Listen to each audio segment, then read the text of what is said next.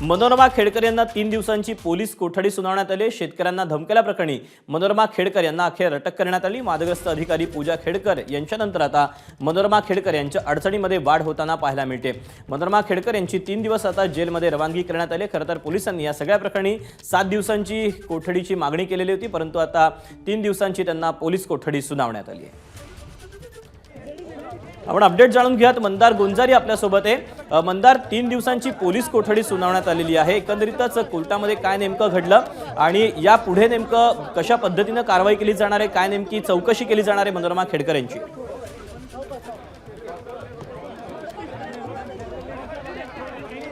सर्वात आधी मनोरमा खेडकर यांच्या विरोधामध्ये जो गुन्हा दाखल आहे त्यामध्ये कलम 307 ची वाढ करण्यात आली, म्हणजे जीवे मारण्याचा प्रयत्न असं एक कलम नव्याने वाढवण्यात आलं पुणे ग्रामीण पोलिसांकडून आणि त्या आधारे त्यानंतर मनोरमा खेडकर यांना महाडमधल्या एका हॉटेलमधून अटक करण्यात आली आणि आज पौड न्यायालयामध्ये त्यांना हजर करण्यात आलं आणि त्यानंतर त्यांना 20 तारखेपर्यंत पोलीस कोठडी सुनावण्यात आली आहे। ही पोलीस कोठडी मागताना पुणे ग्रामीण पोलिसांनी हा दावा केला की जे पिस्तूल मनोरमा खेडकर यांनी वापरलेलं होतं ते पिस्तूल जप्त करायचं आहे। त्याचबरोबर ज्या जमिनीवरून वाद होता त्या जमिनीची नक्की कागदपत्र काय आहेत ते तपासायचं आहे आणि दिलीप खेडकर जे मनोरमा खेडकर यांचे पती अद्यापही पोलिसांना सापडत नाहीयेत, त्यांच्याबद्दलची आणि इतर या प्रकरणामध्ये एकूण 7 आरोपी आहेत मनोरमा खेडकर यांच्यासह, या आरोपींची देखील माहिती मिळवायची आहे।